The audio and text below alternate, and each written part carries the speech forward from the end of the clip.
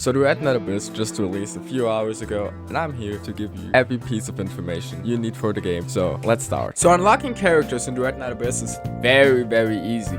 You pretty much unlock characters by everything you actually do in the game. So if you go over here to combat, we'll see our daily planner, basically our daily missions. And if you're getting 200 of these progress points, you get 15 secret letter clues. And then you need 300 secret letter clues to guarantee one character, which sounds like a lot, but you get them also through exploring the world and doing other things, which a lot of them I do not have unlocked. But if you now go over to the shop, we are able to unlock the characters through these secret letter clues, and we're not getting the characters, we get secret letters of these characters, and we need 30 of these secret letters to get the character. So if I were to buy 13 for Outsider, I would not immediately get Outsider 13 times. Instead, I would have 13 fragments out of 30. So there's a little bit of a grind involved into this. You also get a lot by just playing the game, as I said. If you look here at the events, you get them pretty much by doing anything. So it's really not hard to get them. I already have 130, so I basically only need 170 more, and I'm just playing for a few hours. And there is no stamina cap, so I can actually play unlimited. So it's gonna be very easy to unlock characters in Duet Night Abyss. But very important to note is that the same thing is also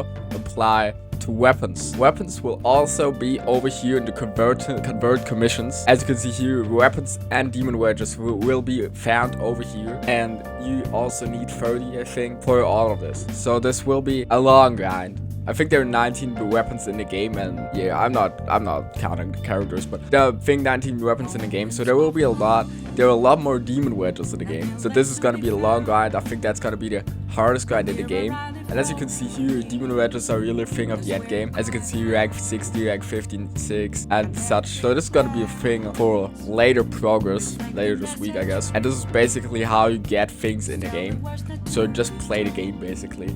You can also, it's very important, you can also farm these characters. And I guess the best way to unlock characters is through the Mystic Maze. I haven't unlocked this mode. It's like permanent roguelike mode, and you can get character fragments through playing it. So this will probably be the best way to unlock your characters, because their rewards are like 10 character fragments, not the secret letter clues, but really that the item you create out of these secret letter clues you can get through this mode. So it's gonna be very easy. You can also just get secret letter clues over here. The most important thing is like that you can get real character fragments just from this game mode. So this is gonna be the most important game mode in the game, probably. And I'm showing you real quick how to actually do it. So you go over here to combat, go to commissions, and if you go over here to convert commissions, and then you can select a secret letter. Usually I don't have one, so if you have secret letters, you can actually just select them and get your rewards. There's a pool of rewards. There is no guarantee that you get what you want, but that will be the easiest way to get what you want. Same goes for my weapons. I do not have them. If you will not like me and you have some, you go over here. I'm showing it to you again. Over to commissions, convert commissions, and then you have it. Characters, weapons, demon wedges, whatever you want. Complete convert mission grants a 10% chance of a gold 2 reward. And these gold 2 rewards are basically the character fragments. So yeah, that's basically and also weapon fragments, demon wedge fragments. All of this is all in the same pool, all the same thing. Very easy. Now, how do demon wedges work? Basically, there are your artifacts with the very interesting premise that you can select them not only for your character but also for your weapon. For your weapons, both of them. There's some for ranged weapons. As you can see here, they're basically your artifacts. So crit damage, spike attack, crit damage, attack speed, trigger probability, multi-shot, mag capacity, max ammo, such things. So it's basically just your normal artifact, your normal, whatever you call it in one of ways. Again, I forgot that one. Your echoes, it's like everything combined. And it's like pretty much every other game on this world, like runes and World of Warcraft or some shit. So it's very easy. It's obviously not the easiest thing to understand, obviously, due to the fact that just builds work different on different characters. You want different stats on different characters. So you need to figure out what you play on your favorite character. So that's gonna be a very interesting thing, because obviously everything will be different on different characters. Well, that makes sense. So think of this just as your normal artifacts. There are obviously different rarities to that, but as you can see here, I cannot equip this because my tolerance for this item, the item needs more tolerance the character has, so I cannot equip this item right now. But that obviously changes with the level of the character. So the higher your character is, the easier everything goes. Because if you look over here to my level 1 characters, they have a much lower tolerance than my level 5 character. I know. Okay, she's level 6. But you get what I mean. You get the gist of it. This is basically everything you need to know about demon wedges. One of the most important things in this game is movement. And I already did this when I started the game, but you can do this slide. Did you see that one? You see that? You can do the slide. But if you jump after the slide, you make a helix jump. Okay? And you want this jump all the time. So you basically don't want to fall in the water because that resets you. But that's basically... Okay, that's not what I meant.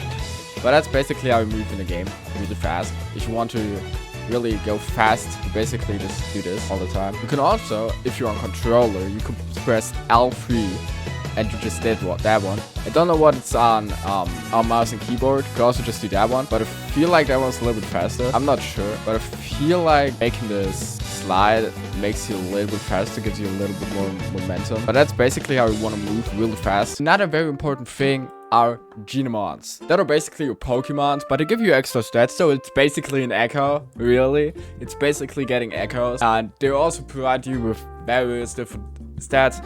It's like Pokemon and echoes in Modern Waves.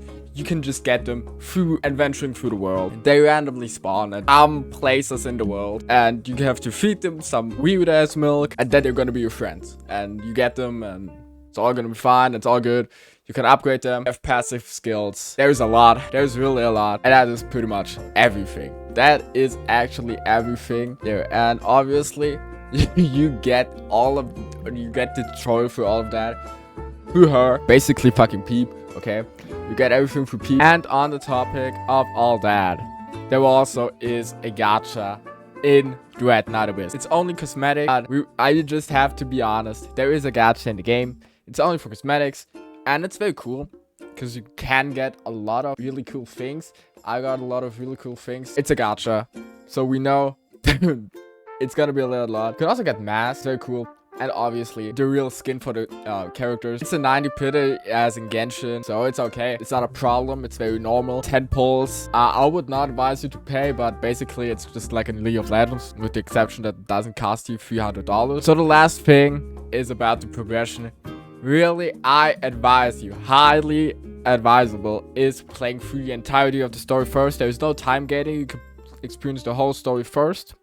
This is what I personally would recommend, due to the fact that you unlock a lot of stuff just through playing the story, and you can go on doing anything else, everything else, after you've played through the whole story. So it's gonna be just an easier and better experience if you completed the story first and then go into all the other modes, especially due to the fact that a lot of the content, as you saw before, is just not unlocked if you haven't done story quests. So better be doing that one, guys. And finally, while playing the story, you have certain dialogue options. They will increase certain attributes. These attributes need to be leveled, or basically to be increased, to go into this impression shop and buy items. As you can see here, I can only obtain this item if I have a benefit of 20. That's an attribute that you can see here. You increase these by playing the story, and you need a lot of this. Also, there are things for morality, wisdom, empathy. There are blueprints for cosmetics that look really cool. So if you don't want to miss out on this, you can even buy a secret letter over here, which I'm now gonna do. Obviously, you need to roll. There's a D&D thing. So you roll, do not get enough, and you re-roll. And let's go. 74 successful rate. And there's the item.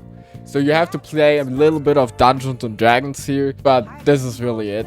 And this is everything you need to know for your first days in Duet Night Abyss. Hope you liked the video. Like, comment, subscribe, and I'll see you in the next one. Bye-bye.